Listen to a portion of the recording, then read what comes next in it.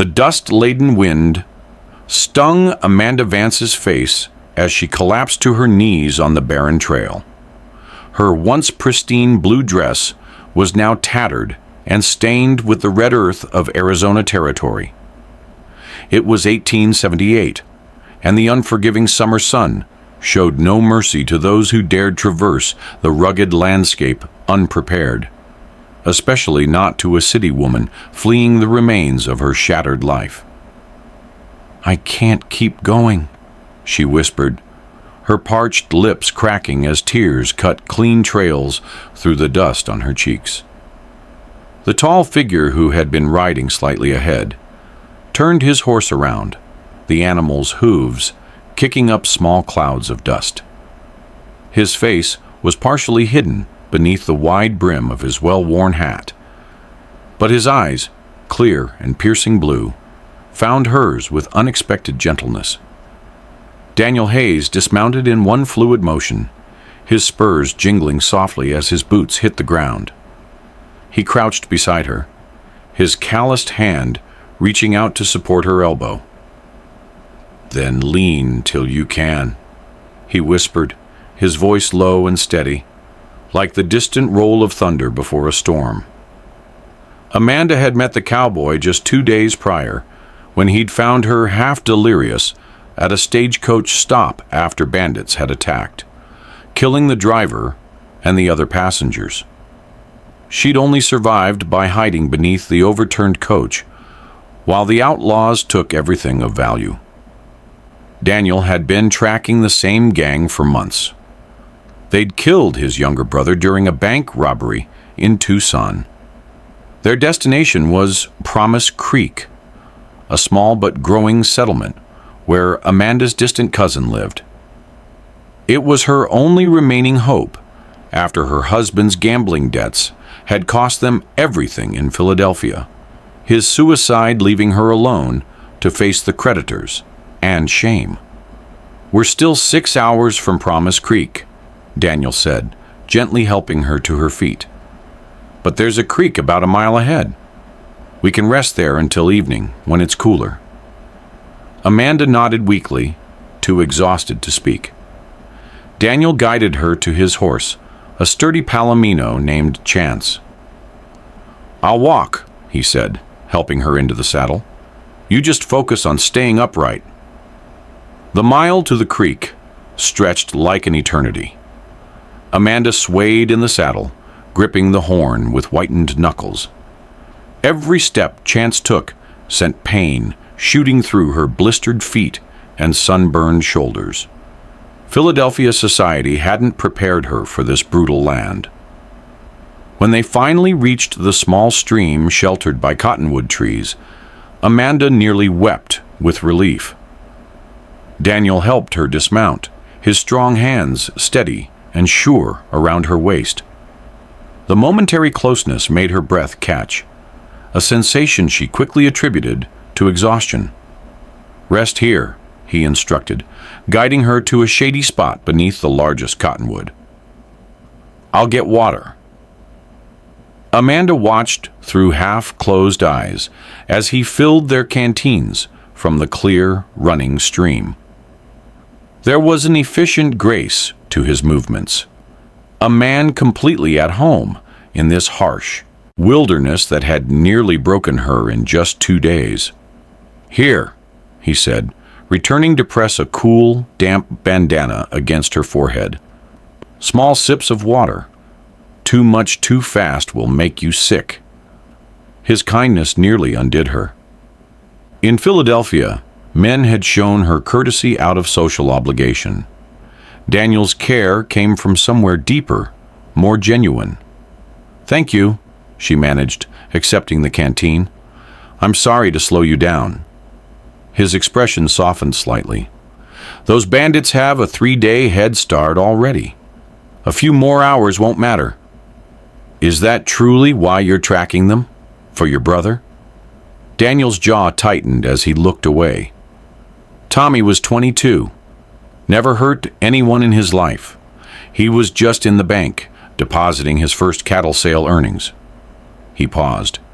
"The law in these parts is stretched thin. Sometimes justice needs a helping hand. Amanda studied his profile. The straight nose, the strong jaw darkened with several days' stubble, the small scar just below his right cheekbone. He couldn't be much older than 30, yet his eyes carried the weight of someone who had seen far more than his years should allow. "And what about you?" he asked, turning the conversation. "Philadelphia is a long way from Arizona territory." Amanda's fingers found the plain gold band she still wore. "My husband Robert was a businessman, or so everyone thought. Turns out he was better at spending money than making it. When the debts came due, She swallowed hard. "He took the coward's way out, left me to face everyone." Daniel didn't offer empty sympathy, and she was grateful. Instead, he simply nodded and said, "People can surprise you, good and bad." They rested through the hottest part of the day. Daniel caught fish from the creek and cooked them over a small fire. The simple meal was better than any fancy dinner Amanda had eaten in Philadelphia. As evening approached, bringing merciful coolness, Daniel said, "We should reach Promise Creek by midnight if we ride double.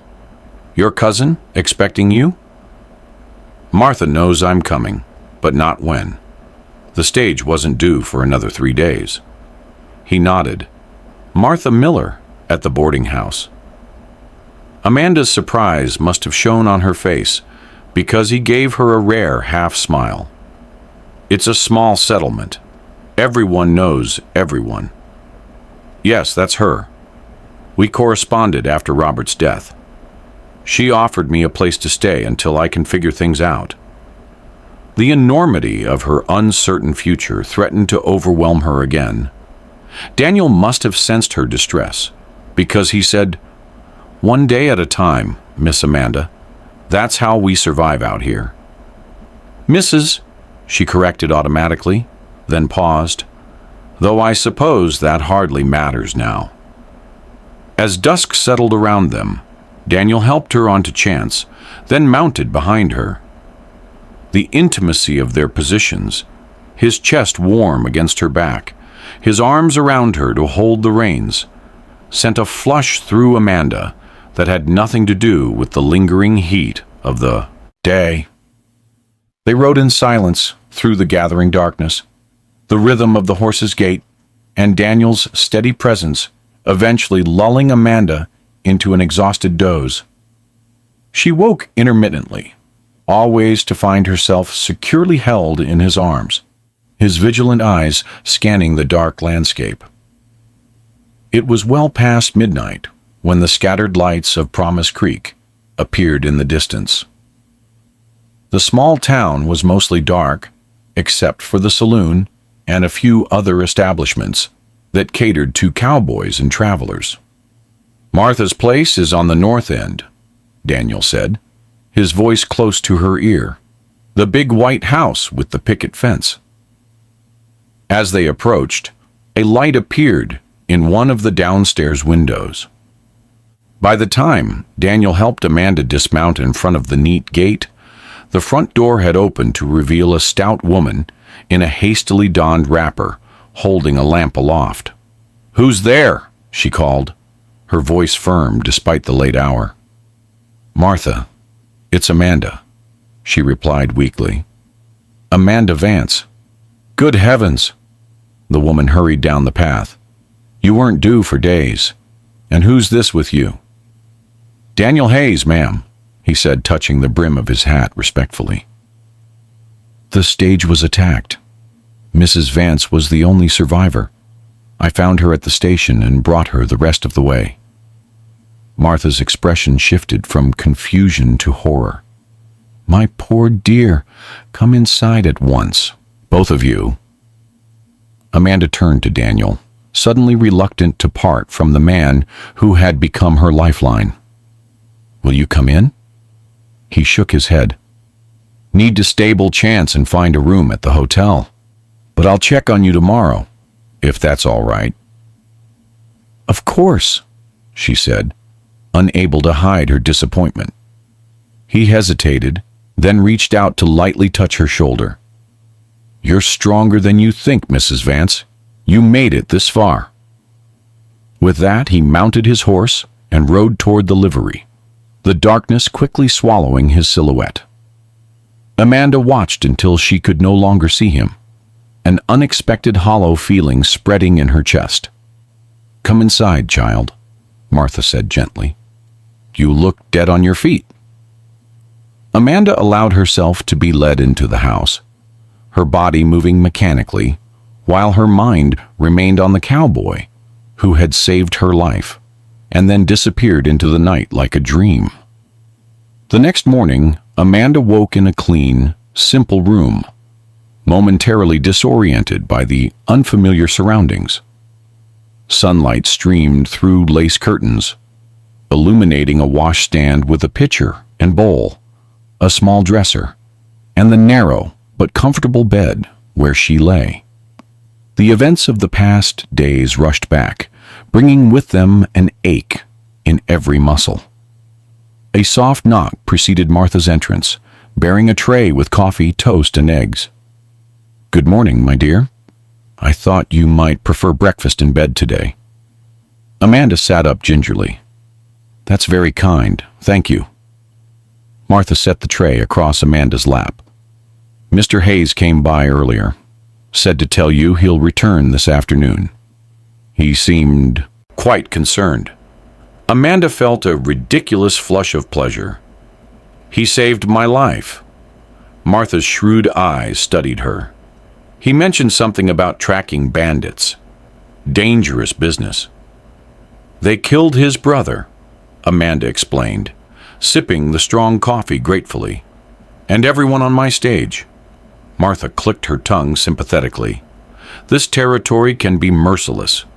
But Promise Creek is growing more civilized by the day. We've got a proper church now, and the school has 15 children. Sheriff Donovan keeps reasonable order."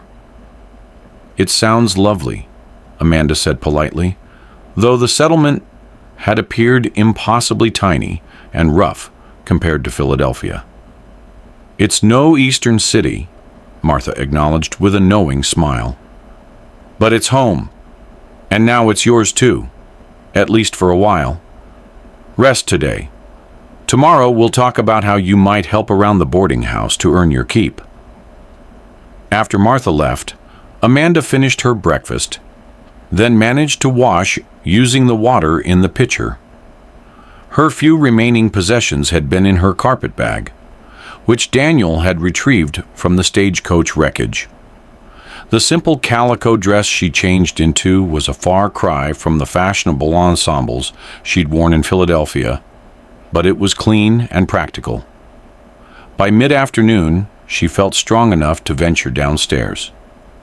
Martha's boarding house was neat and comfortable, with a parlor for guests, a dining room where meals were served family-style, and a kitchen that smelled of fresh bread. Amanda found her cousin kneading dough, her capable hands working with practiced efficiency. "Feel better?" Martha asked, looking up with a smile. "Much, thank you. Can I help with anything?" Martha nodded toward a basket of green beans. "Those need stringing for supper. 6 boarders at present, plus us. Men working on the new railroad spur." Amanda sat at the kitchen table and began preparing the beans, finding unexpected comfort in the simple task. Outside the window, she could see Promise Creek's main street, a dusty thoroughfare lined with a general store, saloon, small hotel, livery, and a handful of other businesses. People moved about their afternoon errands, nodding to neighbors, stopping to chat. "It's different from what you're used to," Martha observed, "but good people, mostly. Hard-working." "It's peaceful," Amanda said, surprising herself with the sincerity in her voice. After the chaos and shame of her final months in Philadelphia, the simplicity of Promise Creek held definite appeal. They worked in companionable silence until the back door rattled with a knock. Martha wiped her hands on her apron and answered it, revealing Daniel Hayes standing on the porch, hat in hand. The sight of him, clean-shaven now, wearing a fresh shirt under his worn leather vest, made Amanda's heart beat a little faster. "Afternoon, Mrs. Miller," he said respectfully. "Come to see how Mrs. Vance is faring." "Much better for a night's rest," Martha replied warmly. "Come in, Mr. Hayes. Coffee?" "Much obliged." He stepped into the kitchen, his tall frame making the room seem smaller. His eyes found Amanda, a flash of relief crossing his features when he saw her up and about. "You look better," he said simply. "Amazing what sleep and not being on the verge of death will do," she replied with a small smile. Martha poured coffee for Daniel and discreetly disappeared into the dining room, leaving them alone. "Have you spoken to the sheriff?" Amanda asked, returning to her beans stringing to hide her inexplicable nervousness. Daniel nodded, taking a seat at the table. Gave him a description of the bandits.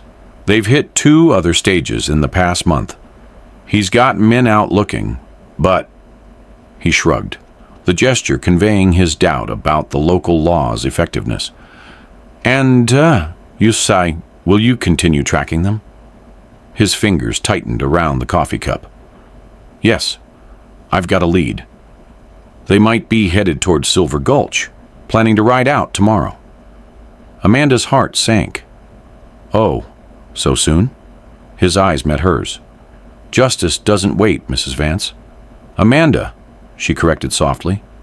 "After what we've been through, I think formality is unnecessary." A slight smile touched his lips.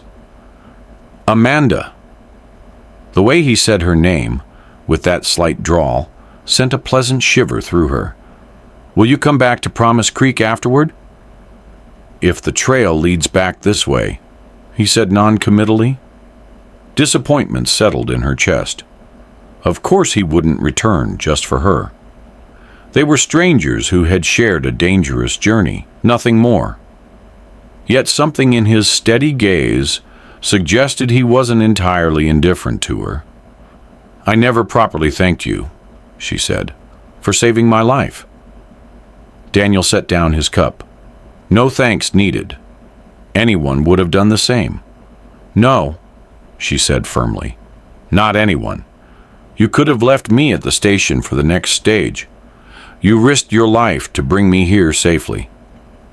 He looked uncomfortable with her gratitude. "Well, couldn't leave a lady in distress. My mother would haunt me if I had." A comfortable silence fell between them.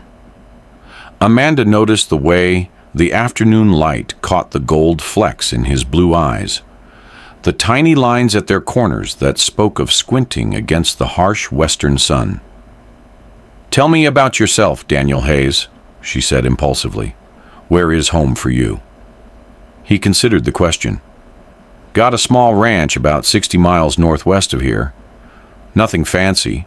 100 head of cattle, good water rights. Been building it up for about 5 years now." "Alone?"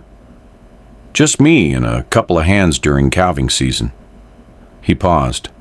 Tommy would stay sometimes, helping out between his own jobs. The mention of his brother brought a shadow across his features. "I'm sorry," Amanda said softly. "About your brother." Daniel nodded once, accepting her sympathy without comment. "What about you? Any family back east?" "No," she admitted. "My parents died when I was young. I was raised by an aunt who passed 3 years ago."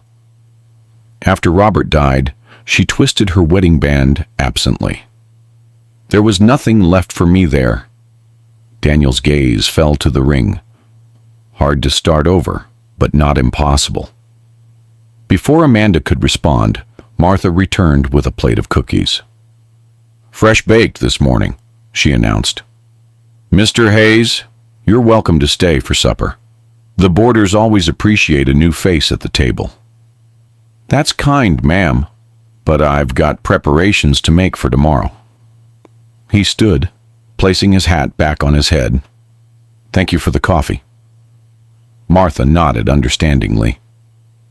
"Well, our door is always open when you're passing through." Daniel turned to Amanda. "Walk me out." Heart fluttering, she followed him onto the back porch. The late afternoon sun cast long shadows across Martha's vegetable garden. In the distance, mountains rose purple against the deepening blue sky. "Beautiful, isn't it?" Daniel said, following her gaze. "Different kind of beauty than back east, I expect." "Harsher," Amanda agreed. "But yes, beautiful in its own way." He turned to face her. "I meant what I said before. You're stronger than you think." "I don't feel strong," she admitted. "I feel lost." "That'll pass. Just give yourself time." He hesitated, then added, "Martha's a good woman. You're fortunate to have her." "Yes."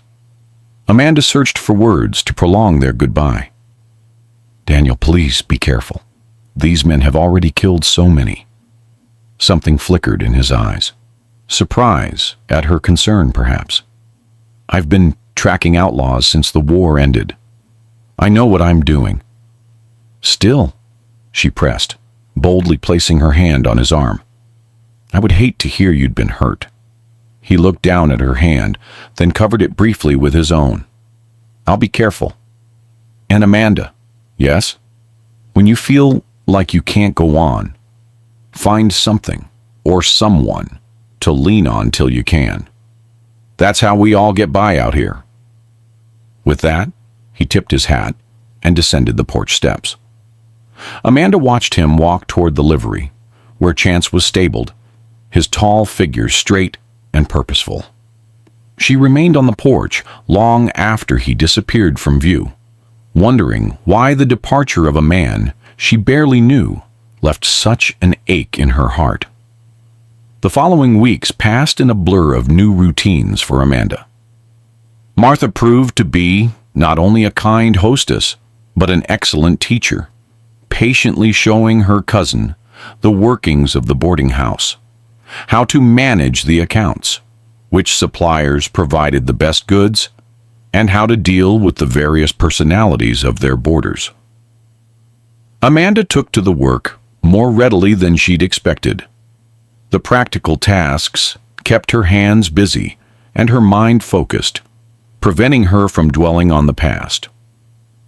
Martha's boarders, mostly railroad workers with a few traveling salesmen mixed in, were respectful and appreciative of the clean rooms and hearty meals provided. Promise Creek itself began to feel less foreign as Amanda became acquainted with its residents. There was Dr. Wilson and his young wife, who ran the small clinic.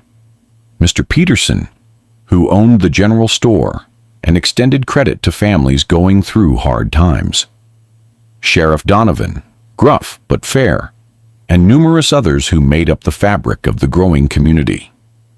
The women of the town, initially curious about the Eastern widow, soon welcomed her into their circle. Amanda found herself invited to quilting bees and church socials, her Philadelphia manners lending her a certain cachet among the frontier women, eager for news of Eastern fashions and customs. Yet despite her growing comfort in Promise Creek, Amanda found her thoughts often turning to Daniel Hayes. Each day, she scanned the street for his familiar figure, and each night she said a silent prayer for his safety. 3 weeks after his departure, she finally heard news of him. "Hayes shot one of them Larson gang boys down near Silver Gulch," announced Mr. Riley, one of the railroad workers, at the breakfast table. "Sheriff just got word yesterday." Amanda nearly dropped the coffee pot she was carrying. Is Mr. Hayes all right?" "Far as anyone knows," Riley replied, accepting a refill. Story goes he tracked him to a saloon and confronted him. One drew on him, got himself killed for the trouble. Others escaped. Those Larson boys have been terrorizing stagecoaches from here to Tucson, added Mr. Fleming, another boarder. About time someone stood up to them. Martha cast a concerned glance at Amanda, whose face had gone pale. That's quite enough excitement for the breakfast table, gentlemen. Mr. Fleming, will you be wanting more flapjacks? Later, in the kitchen, Martha found Amanda staring absently out the window. He's a capable man, Amanda. This isn't his first brush with danger. I know, Amanda sighed. It's foolish to worry about someone who's practically a stranger. Martha's shrewd eyes studied her. Is he a stranger? Amanda flushed. We spent barely 2 days together. That hardly constitutes an acquaintance, let alone a friendship. Some connections don't need time, Martha said wisely. My Henry and I knew after one church social that we were meant for each other. Married 3 weeks later and had 30 good years together. It's not like that, Amanda protested, though her racing heart suggested otherwise. Mr. Hayes was simply kind to a woman in distress, nothing more. If you say so, dear, Martha replied, unconvinced. Now we need to inventory the preserves for winter. Summer will be gone before we know it. The days continued to pass. August brought fierce thunderstorms that briefly transformed the arid landscape into a riot of wildflowers and rushing streams. Amanda found unexpected joy in these desert blooms, so different from Philadelphia's manicured gardens, yet somehow more vibrant and resilient. It was during one such storm, nearly 6 weeks after Daniel's departure, that Amanda heard the front door bang open while she was tallying the week's expenses in the parlor. Assuming it was one of the boarders seeking shelter from the downpour, she looked up with a welcoming smile that froze when she saw who stood dripping on Martha's polished floor. Daniel Hayes removed his soaked hat, water streaming from his duster. His face was leaner than she remembered, with a new scar along his jawline and dark circles under his eyes. But when he saw her, a warm smile transformed his weary features. Amanda, he said simply. She rose so quickly, her chair nearly toppled. Daniel, you're back. Martha appeared from the kitchen, wiping her hands on her apron. Mr. Hayes, goodness, you're soaked through. Amanda, fetch a towel. Mr. Hayes, come sit by the fire before you catch your death. Amanda hurried to comply, her heart hammering. When she returned with towels, Daniel had removed his duster and was standing by the hearth, steam rising from his damp clothes. She handed him a towel, their fingers brushing momentarily. Thank you, he said, his eyes never leaving hers as he dried his face and hair. I'll make some coffee, Martha announced, giving Amanda a knowing look before disappearing back into the kitchen. We heard about Silver Gulch, Amanda said once they were alone, that you shot one of the bandits. Daniel's expression hardened slightly. Didn't have much choice. He drew first. The others. Still tracking them? But I got a name. Mason Larson. He's the leader. Daniel ran a hand through his damp hair. Trail led me back this way. Thought I'd stop and... He hesitated. And? Amanda prompted, holding her breath. See how you were settling in, he finished, though something in his eyes suggested there might have been more to it. I'm well, she said. Martha has been wonderful. The town has been welcoming. Good, he nodded. That's good. An awkward silence fell between them. Amanda wanted to tell him how often she'd thought of him, how his words of encouragement had helped her through difficult moments of adjustment. But such admissions seemed too forward, too revealing. "And your ranch?" she asked instead. "Have you been back?" "Briefly. My foreman's handling things." He cleared his throat. "Actually, I've got business with Sheriff Donovan. He's forming a posse. The Larson gang was spotted near Copper Canyon, about a day's ride from here." Amanda's stomach clenched with fear. "You're joining the posse?" "I know these men better than anyone now. 4 of them left, including Mason." His jaw tightened. "They've killed a dozen people that we know of. Won't stop until they're caught or dead." Martha returned with coffee and a plate of biscuits. "You look like you could use a proper meal, Mr. Hayes. Will you stay for supper?" "Thank you, ma'am, but I need to meet with the sheriff." He accepted the coffee gratefully, "though I wouldn't say no to a room for tonight, if you've got one available." "Always room for you here," Martha assured him. "Amanda, why don't you show Mr. Hayes to the blue room while I finish supper preparations?" Amanda led Daniel upstairs to a small but comfortable bedroom at the end of the hall, away from the regular boarders. "Bathrooms at the end of the hall. Supper's at 6. Daniel set his saddlebags on the bed. "This is fine. Thank you." She hesitated in the doorway. "When do you leave with the posse?" "First light tomorrow. Shouldn't be gone more than a week." Amanda nodded, trying to hide her concern. "Well, you know where to find us when you return." "Amanda!" he called as she turned to leave. When she looked back, he seemed to be struggling with words. "It's good to see you looking well. Real good." His sincerity warmed her. "It's good to see you, too, Daniel. Though I wish it were under less dangerous circumstances." A ghost of a smile crossed his face. "Danger's part of life out here, but so is coming home safe afterward." The word home lingered between them, laden with meaning neither was ready to acknowledge. "I'll see you at supper," she said softly, and closed the door behind her. That evening, Daniel joined the boarding house residents for the meal. Amanda observed how easily he conversed with the railroad men, discussing the progress of the spur line and the changes it would bring to Promise Creek. He was quieter around the traveling salesman, listening more than speaking, his eyes occasionally finding hers across the table.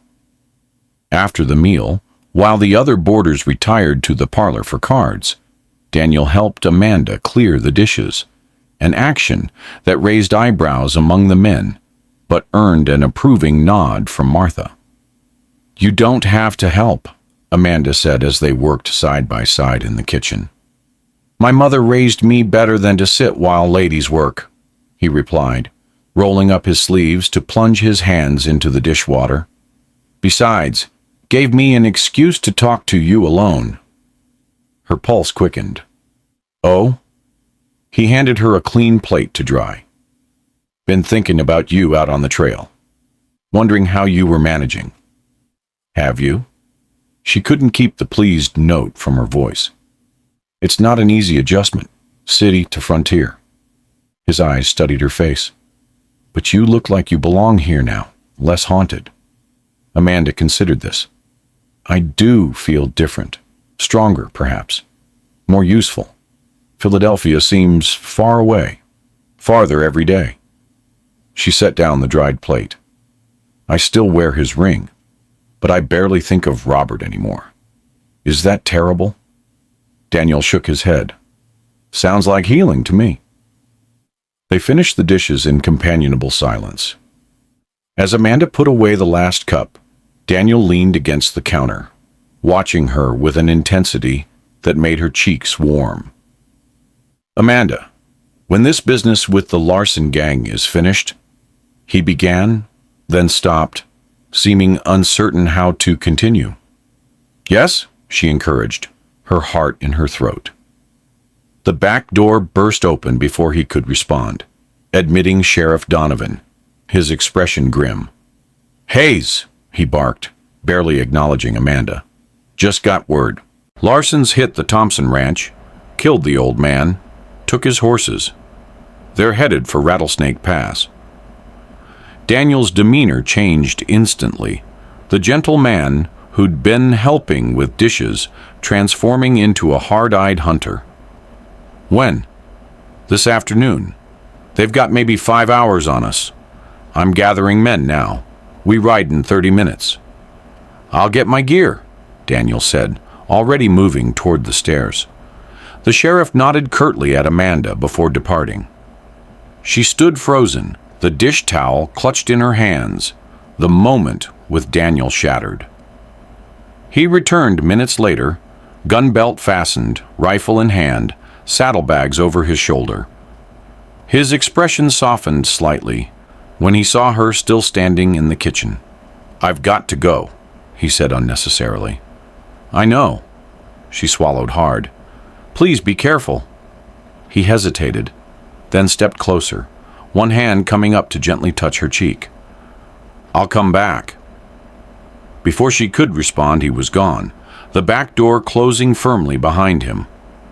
Amanda stood in the silent kitchen, her cheek tingling where his fingers had touched, her heart a jumble of fear and something dangerously close to love. Martha found her there moments later. "The posse is leaving," she said gently. "Half the town's turned out to see them off. Do you want to go?" Amanda shook her head. "I've already said goodbye." Martha squeezed her hand understandingly.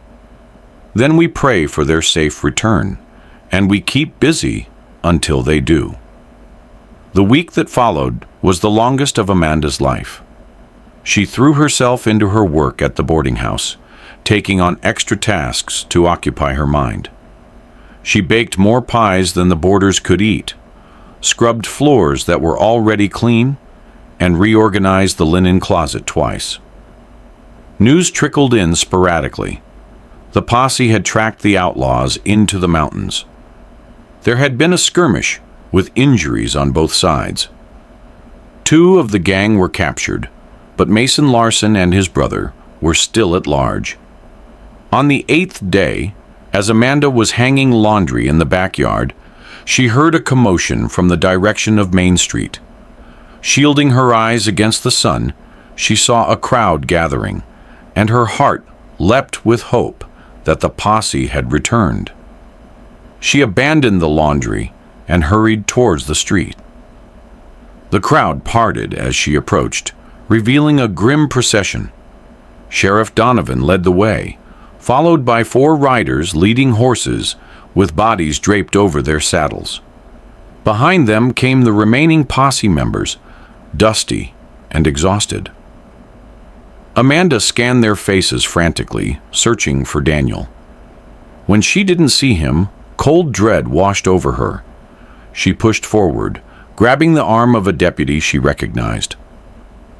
"Where's Daniel Hayes?" she demanded, her voice barely recognizable to her own ears.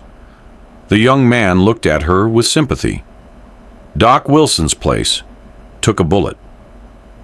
Amanda didn't remember running to the doctor's small clinic. She burst through the door, startling Mrs. Wilson, who was organizing supplies at the front desk. "Daniel Hayes?" Amanda gasped. "Is he alive?" "Yes," Mrs. Wilson assured her quickly.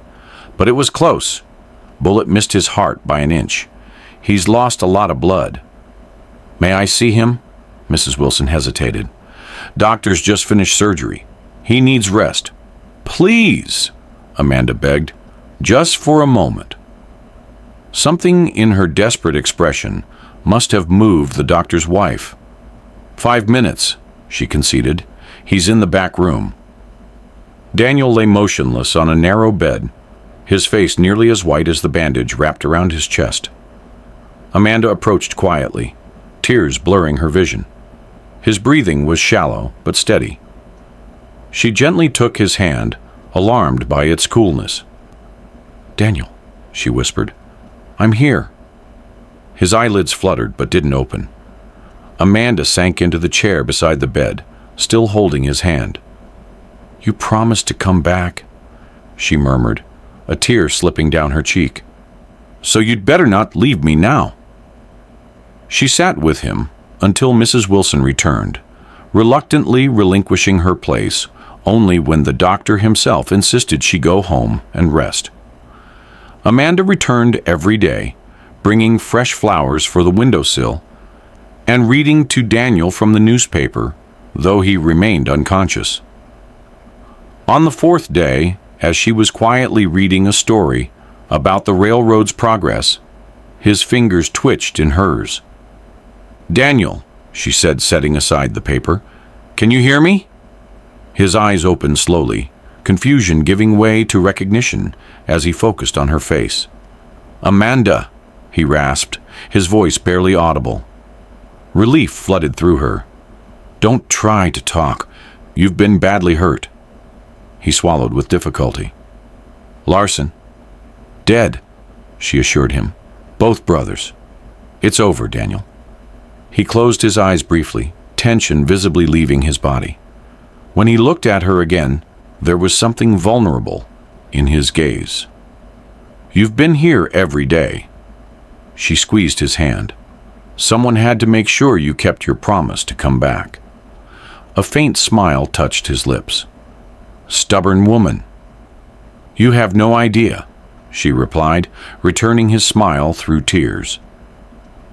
Dr. Wilson entered then, pleased to find his patient awake. He examined Daniel thoroughly, while Amanda waited outside, her heart lighter than it had been in days. When the doctor emerged, his expression was cautiously optimistic. "The fever's broken, and the wound's clean. If we can prevent infection, he should recover." He regarded Amanda with kind eyes. "He's asking for you." She returned to find Daniel propped slightly higher on his pillows, still deathly pale, but with a spark of life back in his eyes. "Doctor says you've barely left my side," he said, as she settled back into the chair. "I may have neglected some of my duties at the boarding house," she admitted. "Martha's been very understanding." Daniel's hand sought hers. "Why, Amanda?" The directness of his question took her breath away. She could have deflected, could have spoken of simple human kindness, or repaying the debt she owed him. Instead, she chose honesty. "Because I couldn't bear the thought of losing you," she said softly. "Because somewhere between collapsing on that trail and today, you became important to me. More important than I realized until I thought you might die." His fingers tightened around hers. "I thought of you," he said, his voice gaining strength. "When I took that bullet, thought I might never see you again. It made me angry enough to hang on." Amanda laughed through her tears. "Then I'm glad I made you angry." His expression grew serious. "What I was trying to say before the sheriff interrupted that night, when this was over, I wanted to ask if you might consider visiting my ranch. It's nothing fancy, but it's good land, peaceful." "Are you asking me to come home with you, Daniel Hayes?" she asked, her heart pounding. "Not exactly." He paused, gathering strength. "I'm asking if you might consider making it your home too. Someday, when we know each other better." Amanda stared at him, scarcely believing what she was hearing. "That sounds suspiciously like a conditional marriage proposal." A smile tugged at his lips. "Suppose it does. Too soon? Considering I thought you were dying 3 days ago, perhaps we should take things slowly," she replied, though her heart was singing. "But I would very much like to see your ranch when you're well enough to travel." Relief and happiness spread across his features. "It's settled then," Recovery was a slow process. Daniel chafed at the confinement, but Amanda's daily visits gave him something to look forward to. She brought books and news, sometimes simply sitting quietly with him while she mended clothing or worked on boarding house accounts. They learned each other's stories during those quiet afternoons. Daniel told her about growing up on a small farm in Missouri, about fighting for the Union in the war, about drifting west afterward and working cattle drives until he saved enough for his own land. Amanda shared memories of her parents before they died of influenza, of her strict but loving aunt who raised her, of the early happy days with Robert before gambling consumed him. By the time Daniel was strong enough to leave the doctor's care 3 weeks later, Amanda felt she knew him better than she'd ever known her husband of 5 years. It was a sobering realization, one that both frightened and exhilarated her. Martha insisted Daniel stay at the boarding house to complete his convalescence. "That hotel room is no place for a man recovering from a gunshot wound," she declared. "Besides, we've got the yellow room empty now that Mr. Peterson's brother has returned to Denver." If the arrangement raised eyebrows in Promise Creek, no one dared comment directly. Daniel was something of a hero now, having played a crucial role in eliminating the Larson gang that had terrorized the region for months. Sheriff Donovan himself visited several times, bringing news that the remaining gang members had been sentenced to hang in Tucson. "Justice for your brother?" Amanda said quietly when the sheriff had left after one such visit. Daniel nodded, his expression somber. "Tommy can rest easier now, and so can the others they killed." He took her hand, "Including those folks on your stage." As September gave way to October, Daniel's strength returned. He began taking short walks with Amanda, their progress noted with interest by the townspeople. They made no secret of their growing attachment, though they maintained propriety in public, limiting themselves to hand-holding and the occasional touch on the arm or shoulder. In private, on the boarding house porch during quiet evenings, Daniel would sometimes draw Amanda close, his kiss gentle but filled with promise. Each time left her breathless, wondering at how different it felt from Robert's perfunctory affection. "I should check on the ranch," Daniel said one evening as they sat watching the sunset. "Been away nearly 2 months now." Amanda's heart sank. "When will you go?" "Soon. Jim's a good foreman, but winter's coming." He turned to face her, taking both her hands in his. "Come with me." "To your ranch?" she asked, surprised by the suddenness of the invitation. "Just to visit," he assured her.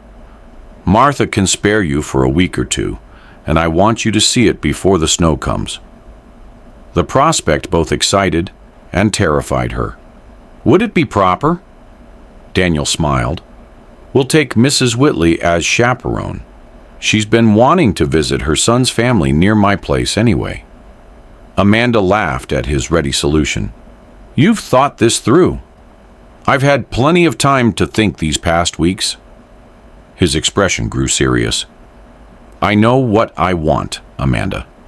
I want you in my life. But I want you to be sure." She studied his face in the fading light, the strong lines softened by tenderness, the eyes that had seen so much hardship, yet still held warmth. "I am sure of how I feel," she said carefully. "But I rushed into marriage once before. I'd like to be more careful this time." "Fair enough," he agreed. "So come see the ranch. See if you can picture yourself there. No pressure, no promises yet." 2 weeks later, Amanda found herself riding beside Daniel in a borrowed wagon, Mrs. Whitley chatting amiably from the back seat. The journey would take 2 days, with an overnight stop at a way station. Daniel was still not strong enough to ride Chance for such a distance, so the stallion was tethered behind the wagon. The landscape changed as they traveled northwest, the flat desert giving way to rolling grasslands dotted with juniper and pine. By late afternoon of the second day, Daniel pointed toward a distant mesa. "That's the northern boundary of my land," he said, a note of pride in his voice.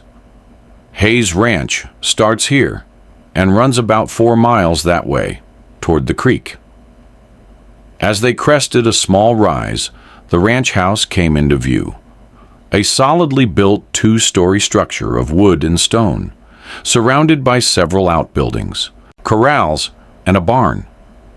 Smoke rose from the chimney, and a man emerged from the barn, waving as he spotted the wagon.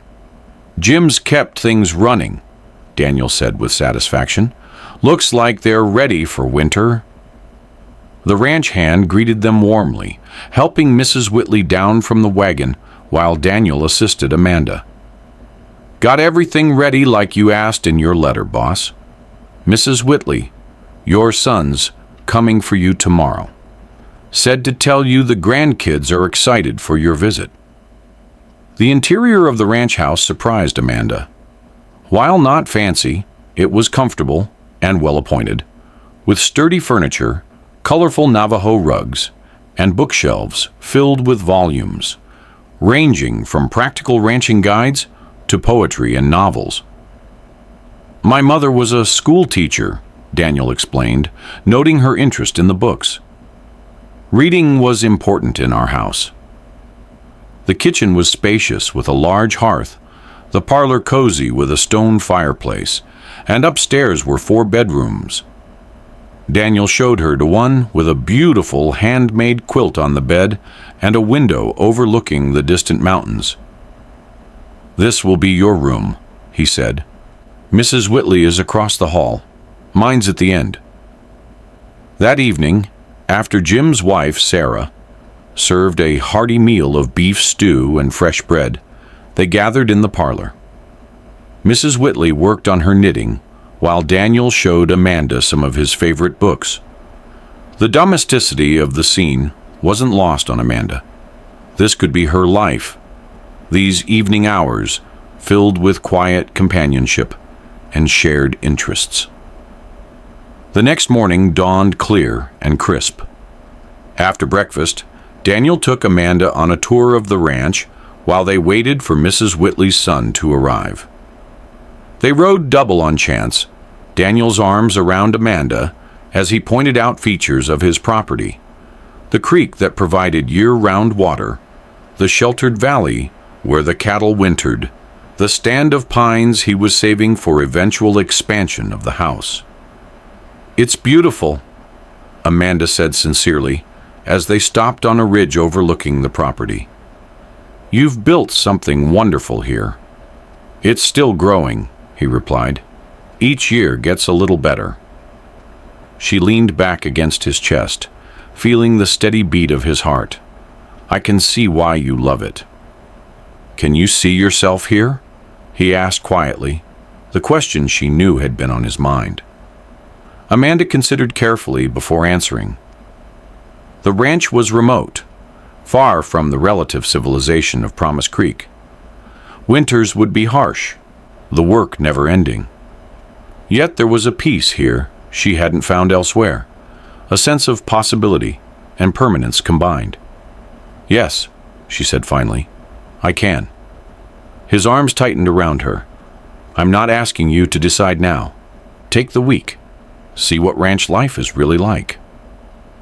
The days that followed gave Amanda a true taste of that life. With Mrs. Whitley happily installed at her son's nearby homestead, Amanda helped Sarah with household tasks, learning the rhythm of ranch work. She gathered eggs from the chickens, helped preserve the last of the garden's harvest, and even tried her hand at bread baking in the large kitchen hearth. Daniel, though still not at full strength, insisted on showing her every aspect of the operation. They rode out to check on the cattle, visited the small line cabin where one of the hands stayed during calving season, and spent an afternoon fishing in the creek that provided water for the ranch.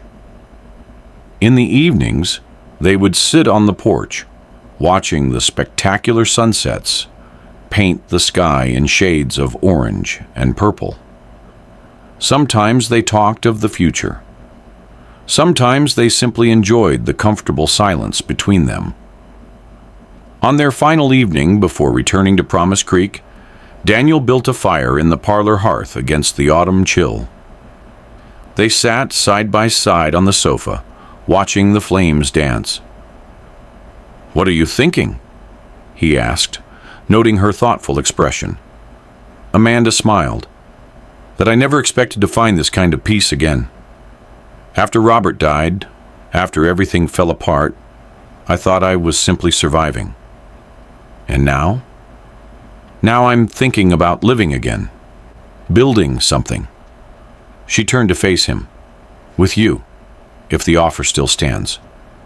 Daniel took her hand, his expression solemn. "Amanda Vance, I've known some fine women in my time, but none with your courage and grace. I'd be honored to build a life with you. Even though I'm still learning how to be a proper rancher's wife?" He chuckled. "We'll learn together. That's the point, isn't it?" She nodded, her heart full. "Yes, I suppose it is." "I'm not asking for an immediate answer," he said. "Come back to Promise Creek. Finish out your commitment to Martha for the winter. Come spring, if you still feel the same way." "And if I already know my answer?" she challenged gently. His eyes darkened with emotion. "Then I'd say we could be married by Christmas, if that's not too soon for a proper Eastern lady." "Christmas sounds perfect," she whispered, leaning in as he gathered her into his arms. Their return to Promise Creek caused quite a stir. Mrs. Whitley, it seemed, had wasted no time sharing news of their blossoming relationship with her friends via the mail coach that ran between her son's settlement and the town. Martha greeted them with knowing eyes. "I take it the ranch met with your approval?" she asked Amanda privately as they unpacked. "It did," Amanda admitted, "as did its owner." Martha squeezed her hand. "I couldn't be happier for you, my dear. Daniel Hayes is a good man." "We're thinking of a Christmas wedding," Amanda said, still scarcely believing it herself. "If that's not too soon." "Plenty of time to prepare," Martha assured her. "And you'll stay on until then. If you'll have me. There's much to learn before I become a rancher's wife." The following weeks passed in a whirlwind of activity. Daniel divided his time between the ranch and Promise Creek, riding in for weekends and sometimes midweek when ranch work allowed. On Sundays, they would attend church together, their courtship now official, and the subject of much approving gossip among the townspeople. Amanda threw herself into preparations for their future together.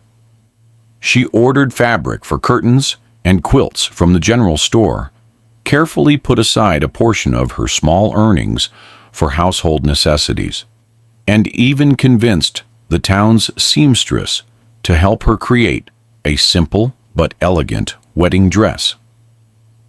As December arrived, bringing cold winds and occasional snow flurries, the date was set, Christmas Eve, with Reverend Simmons officiating and a celebration afterward at the boarding house. Martha insisted on handling the arrangements, declaring it would be her wedding gift to them. "It's not much compared to what you might have had in Philadelphia," she told Amanda as they discussed the plans. "But it will be filled with people who truly care for you both." "It's perfect," Amanda assured her. "Better than anything I could have imagined a year ago." 2 days before the wedding, a heavy snowstorm descended on Promise Creek. Amanda stood at the window of her room, watching the white flakes swirl against the darkening sky, worry gnawing at her heart. Daniel had returned to the ranch 5 days earlier to complete some final preparations to the house and was due back tomorrow. "He'll be fine," Martha assured her, noting her concern. "Daniel Hayes knows this country better than most. If the weather's too bad, he'll wait it out." But when morning came, with no sign of the storm abating, Amanda's worry deepened. By noon, with snow still falling heavily, Sheriff Donovan stopped by the boarding house with troubling news. "Trail to Hayes Ranch is likely impassable," he said, stomping snow from his boots in the entryway. "Sent word to anyone planning to travel to stay put until it clears." "But the wedding," Amanda said, her voice catching. "It's tomorrow evening." The sheriff's expression was sympathetic. "Weather like this, ma'am, plans have to change. Nature has its own schedule out here." By evening, with the storm finally showing signs of weakening, Amanda had resigned herself to postponing the wedding. She sat in the parlor with Martha, making lists of people to notify, when the front door burst open, admitting a blast of cold air and a figure so covered in snow he was barely recognizable. "Daniel!" Amanda gasped, leaping to her feet. He stomped snow from his boots and unwrapped the scarf from his face, revealing wind-burned cheeks and exhausted but triumphant eyes. "Told you I'd be here." She rushed to him, heedless of the melting snow. "You're insane. You could have frozen to death." "Wasn't going to miss my own wedding," he replied, his cold lips brushing her forehead. "Besides, I brought something I didn't want to leave behind." From inside his coat, he withdrew a small velvet box, obviously old but well cared for. "This was my mother's," he said, opening it to reveal a simple gold band set with a small diamond. "I thought for tomorrow, if you'd like it." Tears filled Amanda's eyes. "It's beautiful, but you risked your life." "For the woman I love," he finished simply. "Seemed worth it." His words, spoken so plainly in front of Martha and two boarders who had wandered in to see the commotion, silenced her protests. It was the first time he had declared his love so openly, though she had felt it in 100 different ways over the past months. "I love you too," she whispered, "but please don't ever scare me like that again." He grinned, some of the old recklessness showing through his exhaustion. "Yes, ma'am." The wedding took place as planned on Christmas Eve. The small church was decorated with pine boughs and red berries, candles casting a warm glow over the gathered townspeople. Amanda wore her cream-colored dress, a sprig of holly in her upswept hair, Martha's cameo at her throat. Daniel waited at the altar in his best suit, freshly shaved, his eyes never leaving her as she walked toward him on Sheriff Donovan's arm, the older man having offered to give her away in the absence of family. Their vows were simple and heartfelt.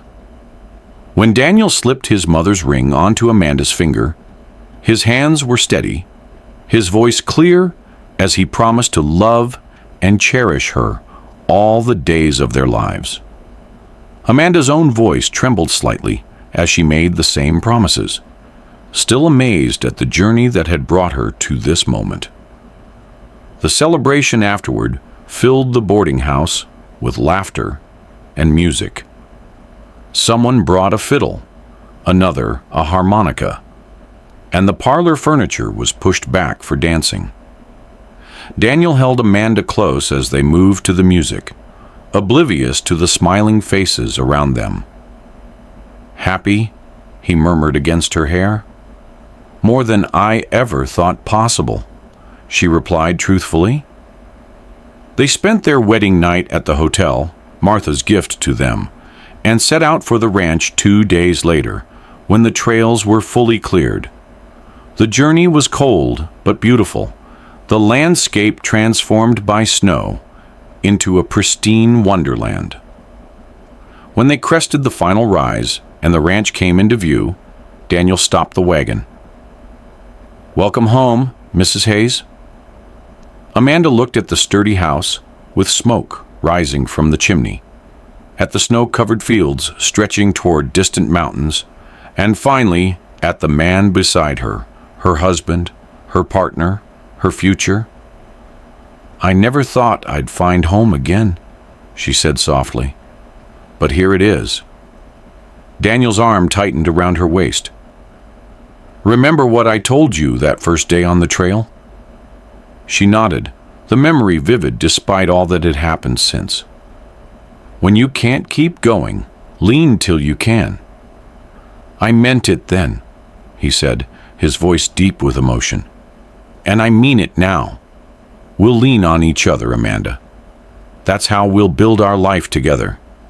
As they continued down the slope toward the ranch house, toward their future, Amanda knew with absolute certainty that she had found not just a home, but a love strong enough to weather whatever challenges lay ahead. From the moment she had collapsed on that dusty trail to this snowy homecoming, the journey had transformed her, just as Daniel's steady presence had healed wounds she'd thought would never mend. Spring arrived at Hayes Ranch with an explosion of wildflowers and new life. The winter had been harsh but beautiful, the newlyweds finding joy in simple pleasures. Evenings by the fire reading aloud to each other, Amanda learning to cook on the large hearth, Daniel teaching her to ride properly so she could accompany him on his daily rounds. They had established routines that honored both their pasts while building something new together. Daniel respected Amanda's need for order and beauty, making space for the small touches she added to their home. Amanda embraced the practical necessities of ranch life, learning to prioritize what truly mattered in this environment so different from her Eastern upbringing. On a warm May morning, as they sat on the porch watching the sun rise over their land, Amanda took Daniel's hand and placed it gently over her stomach. "I have something to tell you," she said, her eyes shining with happiness. His expression changed from confusion to wonder as understanding dawned. "Really? Are you certain?" She nodded. "Dr. Wilson confirmed it when we were in Promise Creek last week. By Christmas there will be 3 of us."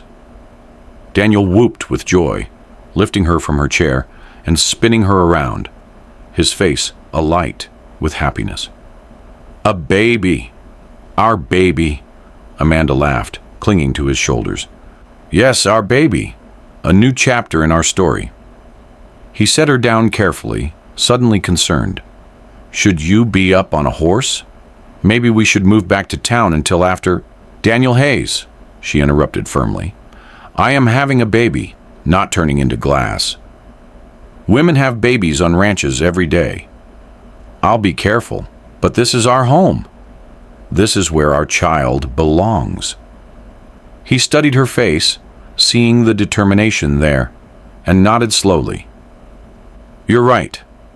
But promise you'll tell me when you need to rest. When you can't keep going, I'll lean on you till I can," she finished, rising on tiptoe to kiss him. "I promise." As the golden morning light spread across their land, highlighting new growth and possibility, Amanda thought of the journey that had brought her here, from desperate widow to beloved wife, and soon-to-be mother. The trail had been difficult, sometimes seemingly impossible to navigate, but she had found the strength to continue, often by leaning on the steadfast man beside her. And in that leaning, in that vulnerability and trust, she had found not weakness, but a different kind of strength. The strength that comes from loving and being loved, from building a future together, one day at a time.